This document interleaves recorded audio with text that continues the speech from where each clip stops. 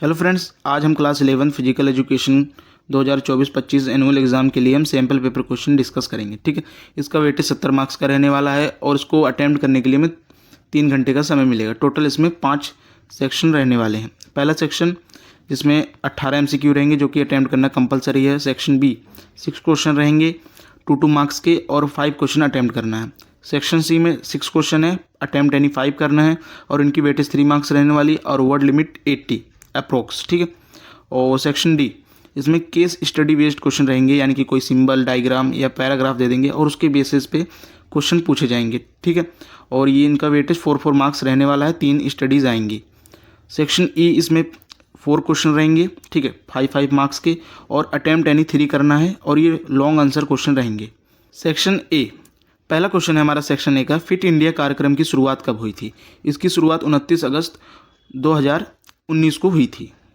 Second question है world anti doping agency, जिसे हम शॉर्टकट में वाडा कहते हैं, इसकी स्थापना कब हुई थी? इसकी स्थापना 1999 में हुई थी। पेपर में घुमा के क्वेश्चन पूछ सकते हैं कि वाडा का अर्थ बताइए, यानी कि फुल फॉर्म बताइए, तो आपको वर्ल्ड एंटी डोपिंग एजेंसी नाम याद करके चलना है। ठीक है, थर्ड क्वेश्चन है खोपड़ी की हड्डियों के बीच किस प्रकार के जोड़ होते हैं? तो अचल जोड़ होते हैं। Option number C correct answer रहने वाला है। और जो खोपड़ी के जोड़ होते हैं वह फिक्स्ड होते हैं और मूवेबल नहीं होते। फोर्थ क्वेश्चन है IOC का विस्तार बताइए। इसका विस्तार है International Olympic Committee. Option B हमारा करेक्ट आंसर रहने वाला है। ठीक है, फिफ्थ क्वेश्चन है अंकों के आधार पर ग्रेड देना किसके अंतर्गत आता है? तो ये मूल्यांकन के अंतर्गत आता है।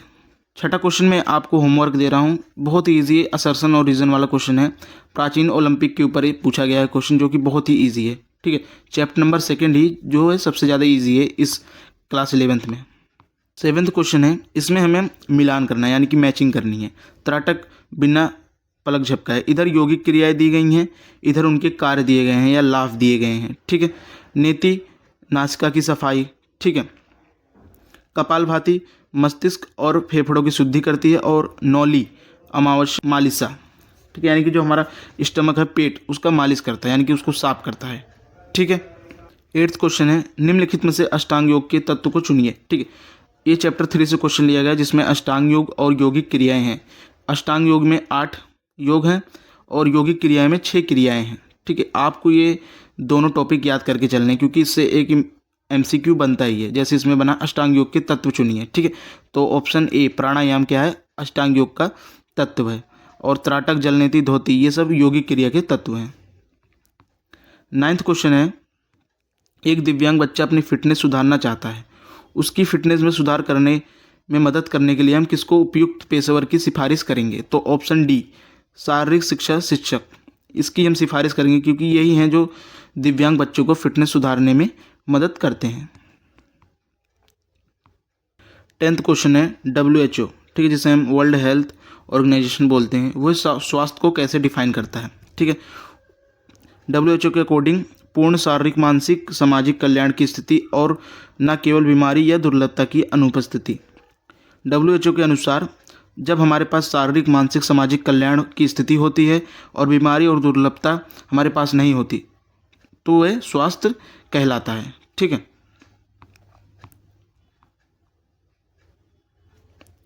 11th क्वेश्चन एक लड़के का वजन 35 किलोग्राम है, तो इसको किस श्रेणी में डाला जाएगा? यानी ऑप्शन सी मापन करेक्ट आंसर रहने वाला है।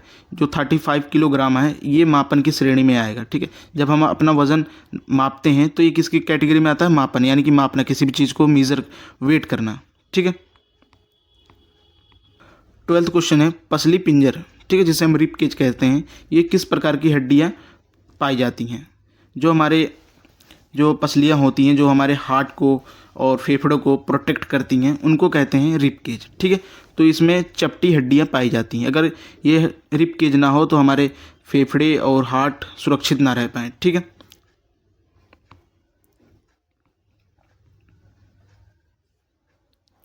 थर्टीन क्वेश्चन है ओलंपिक शपथ पहली बार एक एथलीट द्वारा ली गई थी और ये कब ली गई थी, यही बताना है हमें। ठीक है, तो ऑप्शन नंबर सी 1920 में पहली बार ओलंपिक शपथ ली गई थी। 14th क्वेश्चन है प्राचीन ओलंपिक खेलों का शुभ आरंभ कब हुआ था? ऑप्शन नंबर डी करेक्ट रहने वाला है 776 BC में प्राचीन ओलंपिक खेल का आरंभ हुआ था। ठीक है। 15 क्वेश्चन है, खेल मनोविज्ञानिक का जनक किसे माना जाता है? तो option number A, Coleman Griffith को खेल मनोविज्ञान का जनक माना जाता है। ग्रिफ्थ ने ही स्पोर्ट्स साइकोलॉजी को जन्म दिया था। ठीक है।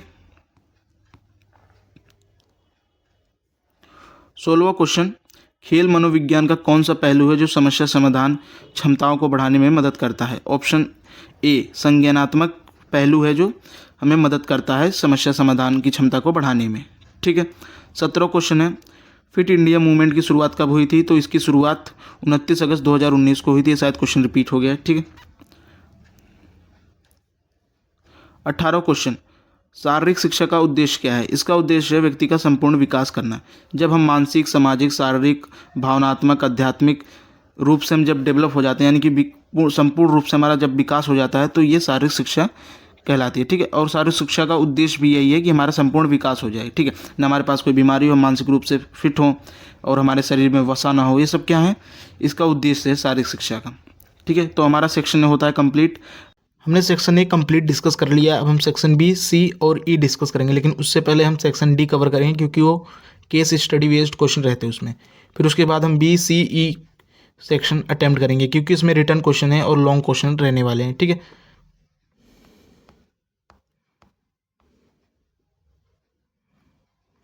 सेक्शन डी का 31वां क्वेश्चन रहने वाला है, चित्र को समझकर उत्तर दीजिए। एक चित्र दिया गया है, ये हार्ट का डायग्राम है यानी कि हृदय का, और उसके ऊपर हमें क्वेश्चन पूछा है। ठीक है। पहला क्वेश्चन है, फर्स्ट एंड थर्ड के रूप में जो चिन्हित क्षेत्र है वो किसके रूप में जाना जाता है? ठीक है। यानी कि ये जो फर्स्ट एंड थर्ड क्षेत्र है इसको किस रूप में जाना जाता है? तो पहले वाले को दायां आलिंद और थर्ड वाले को बायां आलिंद के रूप में जाना जाता है। सेकंड क्वेश्चन है, ऑक्सीकृत रक्त हृदय के किन कक्षों में पाया जाता है? तो ये बायां वेंट्रिकल और बायां आलिंद में पाया जाता है, मतलब इन दो क्षेत्रों में ये पाया जाता है। ठीक है। बायां वेंट्रिकल एंड बायां आलिंद। थर्ड क्वेश्चन है, उपरोक्त चित्र में दर्शाए गए अंग का मुख्य कार्य क्या है? ये जो चित्र दर्शाया गया है ये हार्ट का चित्र है यानी कि हृदय का चित्र है। इसका मुख्य कार्य क्या है? ठीक है। तो इसका मुख्य कार्य है पूरे शरीर में रक्त को पंप करना, आपकी हृदय गति को नियंत्रित करना और रक्तचाप को बनाए रखना। ये किसका कार्य है? हृदय का कार्य है। ठीक है। थर्ड क्वेश्चन कंप्लीट होता है। फोर्थ क्वेश्चन, परिसंचरण तंत्र में धमनियाँ और शिराएं क्या भूमिका निभाती हैं? ठीक है। धमनियाँ हमारे हार्ट तक ऑक्सीजनेटेड ब्लड को ले जाती हैं और शिराएं हमारे हार्ट से डी ऑक्सीजनेटेड ब्लड को बाहर निकालती हैं। ठीक है। जैसे हमारा हार्ट है, इसके अंदर धमनियाँ ऑक्सीजनेटेड ब्लड को ले जाती हैं और डी ऑक्सीजनेटेड ब्लड को शिराएं बाहर निकालती हैं। ठीक है। मतलब धमनियों का कार्य है ऑक्सीजनेटेड ब्लड को ले जाना और शिराओं का कार्य है डी ऑक्सीजनेटेड ब्लड को बाहर निकालना हार्ट से। ठीक है। तो हमारा 31वां क्वेश्चन होता है कंप्लीट। नेक्स्ट है 32nd यानी कि 32वां क्वेश्चन है। ये चित्र दिया गया है, चैप्टर 2 ओलंपिक से ये क्वेश्चन उठाया गया है। ठीक। ये ओलंपिक का चित्र है, इसी के अकॉर्डिंग हमें आंसर्स देने हैं। ठीक है। फर्स्ट क्वेश्चन है, उपरोक्त चित्र में दिखाए गए लोगो किस खेल संगठन की ब्रांडिंग और दृश्य है? पहचान कीजिए। जो हमें ऊपर दृश्य दिखाया गया है ये किस संगठन से रिलेटेड है? ठीक है। तो ये अंतर्राष्ट्रीय ओलंपिक समिति IOC से रिलेटेड है। ठीक है। ओलंपिक आदर्श वाक्य कम्युनिटर का अर्थ क्या है? ठीक है। तो इसका अर्थ है एक साथ। थर्ड क्वेश्चन है, ऊपर दिखाए गए लोगो की स्थापना कब हुई थी? मतलब जो IOC है इसकी स्थापना कब हुई थी? इसकी स्थापना 1894 को हुई थी। ठीक है। फोर्थ क्वेश्चन, ऊपर दिखाए गए लोगो यानी कि प्रतीक चिन्ह जो हमें दर्शाया गया है ये खेल संगठन से रिलेटेड है, IOC से। फिर IOC का मिशन क्या है? यही पूछा गया है इसमें। ठीक है। IOC का मिशन है दुनिया भर में ओलंपिक वाद को बढ़ावा देना और ओलंपिक आंदोलन का नेतृत्व करना। ठीक है। ये किसका मिशन है? IOC का। ठीक है। तो हमारा 32वां क्वेश्चन एंड होता है। नेक्स्ट क्वेश्चन है हमारा 33 क्वेश्चन। इसके अंदर ये चित्र दिए गए हैं और इनके ऊपर क्वेश्चन पूछा गया है। फर्स्ट क्वेश्चन है, चित्र में दर्शाई गई शारीरिक गतिविधि को समझाइए। ठीक है। जो चित्र में पहली एक्टिविटी शो हो रही है उसके बारे में बताना है। ठीक है। इस एक्टिविटी का नाम है अपहरण। ठीक है। इसका मतलब होता है जब हम शरीर के केंद्र से किसी अंग को दूर ले जाते हैं तो ये अपहरण कहलाती है। ठीक है। तो ये फर्स्ट क्वेश्चन का आंसर था। सेकंड है, चित्र थर्ड में दर्शाई गई शारीरिक गतिविधि को समझाइए। चित्र 3 में जो एक्टिविटी दर्शाई गई है उसको हम फ्लेक्शन कहते हैं। ठीक है, फ्लेक्शन का मतलब क्या होता है? दो आसन हड्डियों के बीच के कोण के कमी को फ्लेक्शन कहते हैं। और इस चित्र में घुटने के फ्लेक्शन को दर्शाया गया है। ठीक है, इन दोनों चित्रों में घुटने का फ्लेक्शन है और फर्स्ट एंड सेकेंड में अपहरण एक्टिविटी है और इन थर्ड एंड फोर्थ में फ्लेक्शन एक्टिविटी है। ठीक है, थर्ड क्वेश्चन, प्रक्रमण क्या है? ठीक है, इसमें लचीलापन, विस्तार, अपहरण और जोड़ होते हैं। आमतौर पर ये गति बॉल और सोकट जैसे खेलों में यूज होते हैं, जैसे कंधे के जोड़, कूल्हे के जोड़ आदि। ठीक है, इन सब खेलों में यही जोड़ इस्तेमाल होते हैं। फोर्थ क्वेश्चन है, सुपिनेशन और प्रोनेशन के बारे में बताएं। ठीक है, प्रोनेशन का अर्थ होता है हथेली को नीचे की ओर मोड़ना। ये जो प्रोनेशन का मतलब है हथेली है, हथेली को नीचे की ओर मोड़ना। और सुपिनेशन का मतलब होता है हथेली को ऊपर की ओर मोड़ना। ठीक है, तो ये 34th क्वेश्चन था हमारा। सेक्शन डी हमारा होता है कंप्लीट। इसमें 31, 32, 33 3 क्वेश्चन थे जो कि 4 मार्क्स के थे। ठीक है, ऐसे ही क्वेश्चन आपको पेपर में देखने को मिलेंगे। यहाँ पे तो मैंने चित्र के अकॉर्डिंग समझाया, लेकिन वहाँ पे आपको पैराग्राफ या अनुच्छेद दे देंगे या कोई हिस्टोरिकल चीज़ें दे देंगे, वहाँ से आपसे क्वेश्चन पूछ लेंगे। ठीक है, आप प्रिपेयर होकर जाना। ठीक है, और थर्ड चैप्टर योगा से क्वेश्चन आ सकता है। यौगिक क्रिया और अष्टांग योग से चित्र देकर पूछा जा सकता है कि ये कौन सी क्रिया, इनका कार्य क्या है, ठीक है, इनके लाभ क्या है, इन पर क्वेश्चन बन सकता है। अब इसके बाद हम सेक्शन BCE डिस्कस करेंगे। ठीक है, और मैं अलग से वीडियो लाऊंगा केस स्टडी पे, जिस पे हम 10-15 क्वेश्चन डिस्कस करेंगे केस स्टडी बेस्ड क्वेश्चन के। ठीक है, अब हम सेक्शन बी के आंसर्स देखेंगे। ठीक है, तो 19वां प्रश्न है जिसमें पूछा गया है शारीरिक शिक्षा के उद्देश्य बताइए। तो टोटल 4 प्रमुख उद्देश्य हैं इसके। पहला उद्देश्य है शारीरिक स्वास्थ्य को बढ़ावा देना, मतलब कोई भी बीमारी, कुपोषण की अवस्था पैदा ना होने देना, वसा की मात्रा को नियंत्रित रखना और अपने अंदर क्षमता को बढ़ाना, जिससे हमें कोई भी कार्य करने में थकावट ना हो और हर कार्य हम समय के साथ कंप्लीट कर सकें। ठीक है, सेकंड है मानसिक स्वास्थ्य को बढ़ावा देना, यानी कि डिप्रेशन, ओवरथिंक, तनाव जैसी समस्या को पैदा ना होने देना और मानसिक स्वास्थ्य को बनाए रखना। थर्ड है सामाजिक स्वास्थ्य को बढ़ाए रखना। इसमें हम समाज में इंटरेक्ट करने की क्षमता और लोगों से बातचीत करने की क्षमता को विकसित करते हैं। फोर्थ है भावनात्मक स्वास्थ्य। इसमें हम अपने इमोशंस को कंट्रोल करते हैं, रेगुलेट करते हैं और उन्हें पॉजिटिव वे में उनका यूज़ करते हैं। यही सब कार्य हैं जो शारीरिक शिक्षा के उद्देश्य हैं और इन्हीं को बनाना शारीरिक शिक्षा का कार्य है। ठीक है, 20वां प्रश्न है। इस प्रश्न में पूछा है प्राचीन ओलंपिक के खेलों के तथ्य बताइए। या तथ्य पूछ ले, या विशेषता पूछ ले, या जानकारी पूछ ले, या नोट लिखने को बोल दे, तो आपको यही पॉइंट्स लिखने हैं। ठीक है, प्राचीन ओलंपिक की शुरुआत 776 ईसा पूर्व में हुई थी। ठीक है, यानी कि 776 BC में हुई थी। सेकंड, खेलों का आयोजन सिर्फ हर 4 साल में होता है और इस खेल में प्रतिभागिता जो लेते हैं वो सिर्फ केवल पुरुष रहते हैं। और ओलंपिक खेलों का महत्व इनकी संस्कृति में बहुत रहता है, यानी कि यूनानी संस्कृति में प्राचीन ओलंपिक को एक त्यौहार के रूप में देखा जाता है। ठीक है, तो ये हैं इसके प्रमुख तथ्य। 21वां प्रश्न। इस प्रश्न में योगा अभ्यास के लाभ, यानी कि डेली योगा करने से हमें क्या क्या लाभ मिलते हैं, उसको उजागर कीजिए। ठीक है, तो कुछ प्रमुख लाभ मैंने लिखे हुए हैं। ठीक है, पहला है शारीरिक स्वास्थ्य। हमारे स्वास्थ्य में बीमारी, ठीक है, विकार, अक्षमता जैसी चीज़ें पैदा नहीं होती और ना तो हम कुपोषण की स्थिति में जाते हैं और ना तो हमारे बॉडी में ज़्यादा फैट स्टोर होता है और हम एकदम फिट रहते हैं और हमारी शारीरिक क्षमता बढ़ी हुई रहती है कोई भी कार्य करने के लिए और हम समय के साथ सारे कार्य कंप्लीट कर सकते हैं। ये योगा के लाभ हैं। सेकंड लाभ है मानसिक स्वास्थ्य बना रहता है, यानी कि जब हम योगा करते हैं तो हमारा मानसिक स्वास्थ्य बना रहता है, हमें डिप्रेशन, ओवरथिंक जैसी समस्याएं नहीं होती। थर्ड है भावनात्मक स्वास्थ्य, यानी कि हम इमोशनली एकदम स्ट्रॉन्ग रहते हैं, अपने इमोशंस को अपने अकॉर्डिंग चलाते हैं। ठीक है, उसको रेगुलेट करते हैं, कंट्रोल करते हैं और उसका पॉजिटिव वे में यूज़ करते हैं। ठीक है, फोर्थ है आत्म जागरूकता। हम अपने आत्म जागरूक रहते हैं, यानी कि सेल्फ अवेयर रहते हैं, अपनी चीज़ों के बारे में हमें पता रहता है पहले से कि हम कैसे हैं, अपने अंदर से हम अपनी आत्मा को जानते रहते हैं। इसी को ये सब किसके फ़ायदे हैं? योगा के। ठीक है, जब हम योगा अभ्यास डेली बेसिस पे करते हैं तो ये सब फ़ायदे हमारे जीवन में देखने को मिलते हैं। आप भी ये सारे फ़ायदे ले सकते हैं जब आप योगा करना स्टार्ट करते हैं। ठीक है, 22वां प्रश्न का आंसर है। ठीक है, इस प्रश्न में पूछा गया था अक्षमता के कारण बताइए, यानी कि जो लोगों के अंदर अक्षमता पाई जाती है उनके क्या कारण हो सकते हैं। तो कुछ प्रमुख कारण मैंने लिखे हुए हैं। पहला जन्मजात विकार, ये हमें जन्म के साथ मिलता है, यानी कि जब गर्भ में बच्चा रहता है तो माँ नशीले पदार्थों का सेवन कर लेती है या गलत टीकाकरण या अनहेल्दी डाइट की वजह से बच्चा विकार सहित पैदा होता है, तो ये जन्मजात हो सकता है। सेकंड है दुर्घटना या चोट, या आपका एक्सीडेंट हो जाए या कोई ऐसी ट्रेजेडी हो जाए या गैस लीक हो जाए, कोई भी चीज़ हो जाए जो लोगों को अक्षमता पैदा कर दे। थर्ड है बीमारी, कोई बीमारी जैसे कोरोना हो गई, इससे भी बहुत अक्षमताएँ आई हैं लोगों के अंदर, या पहले के समय में फ्लू हुआ करते थे, वो घर के घर साफ कर दिया करते थे। ठीक है। फोर्थ है वृद्धावस्था, वृद्धावस्था के कारण लोगों के अंदर अक्षमता आ जाती है। ठीक है, उनकी जो प्रोडक्टिविटी है वो डाउन हो जाती है। 24वें प्रश्न का आंसर है, इसमें खेल मनोविज्ञान की परिभाषा और महत्व पूछा गया है। चैप्टर 9 से ये क्वेश्चन लिया गया है। ठीक है, इसकी परिभाषा देखते हैं। खेल मनोविज्ञान, जब हम खेलों में मनोवैज्ञानिक सिद्धांतों और तकनीकों का अनुप्रयोग करके अपने प्रदर्शन को बेहतर करते हैं तो वे उसकी परिभाषा कहलाती है। जैसे कि सिद्धांत क्या होते हैं, जैसे कि ध्यान, ठीक है, लचीलापन, मानसिक दृढ़ता, ये सब क्या है, मनोवैज्ञानिक सिद्धांत है जो जिसका प्रयोग करके हम अपने प्रदर्शन को बेहतर कर सकते हैं और अपने लक्ष्य को प्राप्त कर सकते हैं। ठीक है, अब हम इसके महत्व देखेंगे।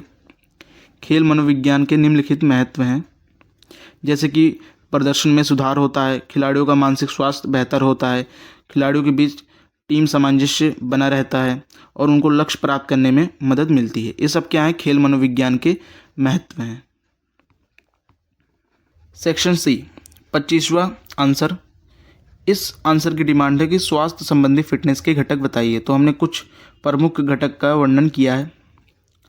पहला घटक है कार्डियोवैस्कुलर फिटनेस। इसके अंतर्गत हम रनिंग, स्विमिंग, साइकिलिंग जैसी एक्टिविटी करते हैं। ये हमारे हृदय और रक्त वाहिका की क्षमता को संदर्भित करती है। ठीक है, जब हम रनिंग, साइकिलिंग, स्विमिंग करते हैं तो हमारा जो रक्त है वो पूरे बॉडी में पंप किया जाता है, जिससे हमारे शरीर में विकार जैसी क्षमता भी पैदा नहीं होती और हमारा स्वास्थ्य एकदम फिट रहता है। ठीक है। सेकेंड है मांसपेशियों की ताकत। ये मांसपेशियों की क्षमता को संदर्भित करता है जो विभिन्न कार्यों को करने में के लिए आवश्यक है। थर्ड है लचीलापन। ये शरीर की क्षमता को संदर्भित करता है और विभिन्न गतिविधियों को करने के लिए आवश्यक होता है। अगर सोचो हमारी बॉडी फ्लेक्सिबल ना हो तो हम फिटनेस संबंधी एक्टिविटी ना कर पाएँ। ठीक है। 26वें प्रश्न का उत्तर, इसमें पूछा गया साइकोमोटर परीक्षण क्या है और इसके प्रकार का वर्णन कीजिए। साइकोमोटर परीक्षण वह परीक्षण है जो मानसिक और शारीरिक क्षमता का मूल्यांकन करने के लिए उपयोग किया जाता है। इसका यूज़ करके हम अपने मेंटल और फिजिकल पोटेंशियल को मेज़र कर सकते हैं। ठीक है, तो इसके दो प्रकार हैं। पहला प्रतिक्रिया समय परीक्षण, दूसरा है समन्वय परीक्षण। ठीक है, पहला ये परीक्षण व्यक्ति की प्रतिक्रिया को समय का मूल्यांकन करने के लिए उपयोग किया जाता है। जैसे कि एक टास्क दे दिया आपको, 5 मिनट में 800 मीटर भागना है, तो ये जो टास्क है ये समय परीक्षण के आधार पर रहने वाला है। ठीक है। 27वें प्रश्न की तरफ हम बढ़ते हैं। इसमें पूछा गया है कंकाल तंत्र के कार्य के बारे में बताइए। ठीक है, यानी कि जो स्केलेटन सिस्टम है हमारा, उसके जो कार्य हैं उसको उजागर कीजिए। ठीक है।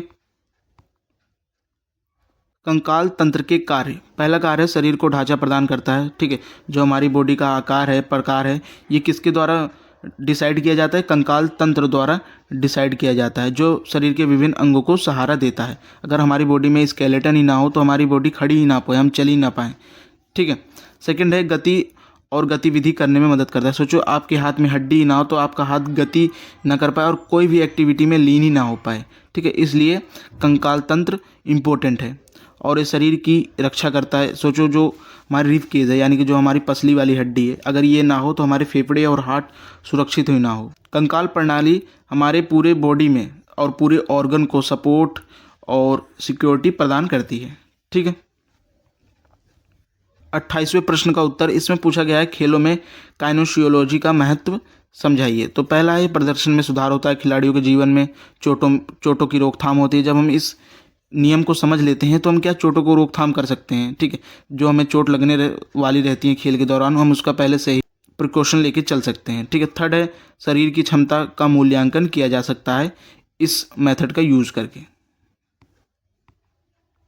29वां प्रश्न, इसमें किशोर अवस्था की समस्या का प्रबंधन पूछा गया है, यानी कि जो किशोर अवस्था में समस्याएं होती हैं उनका प्रबंधन समझाइए। ठीक है। किशोर अवस्था की समस्या का प्रबंधन करने के लिए निम्नलिखित बिंदुओं पर हम चर्चा कर सकते हैं। ठीक है, यह एक ऐसी अवस्था होती है जो हमारे लाइफ में सबसे अनस्टेबल होती है और इसमें बहुत अनेक प्रकार की हमें समस्याओं का सामना करना पड़ता है, जिनका समाधान करने के लिए कुछ हम इम्पोर्टेंट बिंदुओं पर चर्चा करेंगे। पहला है संचार। ठीक है, पहला स्टेप है व्यक्ति को संचार आना चाहिए, यानी कि कम्युनिकेट कर पाए अपने बड़ों से या अपने परिवार से, अपने टीचर से। ठीक है, उसको कम्युनिकेट करना आना चाहिए, अपनी समस्याओं को उनके सामने व्यक्त करना आना चाहिए। बिना हम समस्याओं को बताए बिना हम उसका हल नहीं पा सकते। ठीक है, तो किशोरों के साथ खुलकर ईमानदारी से संचार करना। ठीक है, किशोरों को अपनी समस्या के बारे में बात करने में मदद मिलती है। ठीक है, जब हम किसी किशोर के साथ खुलकर बातचीत करते हैं और वो किशोर भी हमारे साथ सारी फीलिंग्स, सारे भाव को शेयर करता है, तो क्या है, उसकी समस्या का समाधान मिल पाता है। सेकंड है समर्थन देना। कोई भी किशोर है उसको फैमिली सपोर्ट, ठीक है, एजुकेशन सपोर्ट, पॉलिटिकल सपोर्ट जब मिलता है तो वो बेहतर प्रदर्शन करता है और किशोरों को अपनी समस्या का सामना करने में मदद मिलती है। थर्ड है शिक्षा। शिक्षा सबसे ज़्यादा इम्पोर्टेंट है किशोर अवस्था में। अगर शिक्षा ना हो तो किशोर अवस्था एक ऐसी अवस्था होती है जिसमें व्यक्ति भटक जाता है। ठीक है, किशोरों को शिक्षा प्रदान करना महत्वपूर्ण है, जो उन्हें अपनी समस्या का सामना करने में मदद करती है। इससे किशोरों को अपने जीवन में सकारात्मक परिवर्तन लाने में मदद मिलती है। अगर आप एजुकेशन दे दोगे तो 80% तक समस्या किशोर अवस्था में सॉल्व हो जाती हैं। ठीक है, और बची 20% वह समर्थन, संचार और भी बहुत प्रकार से सॉल्व की जा सकती है, लेकिन शिक्षा सबसे ज़्यादा इम्पोर्टेंट रहती है किशोर अवस्था में।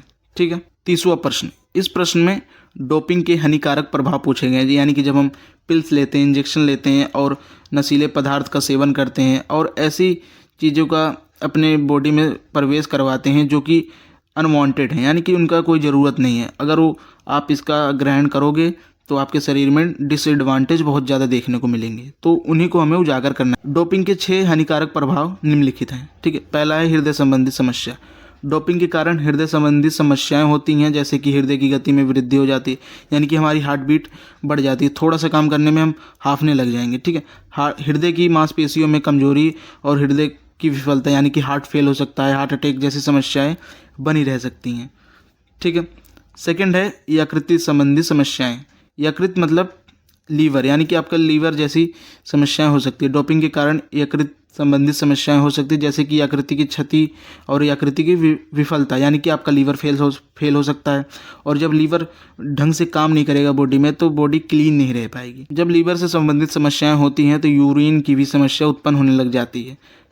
ठीक है, और जो हमारा वाटर लाइन है बॉडी का वो बिगड़ जाएगा। थर्ड है मानसिक स्वास्थ्य संबंधी समस्या, जैसे अवसाद होना, चिंता और मानसिक विकार जैसी समस्याएं होती हैं। व्यक्ति ओवरथिंक में डूब जाता है और डिप्रेशन में चला जाता है।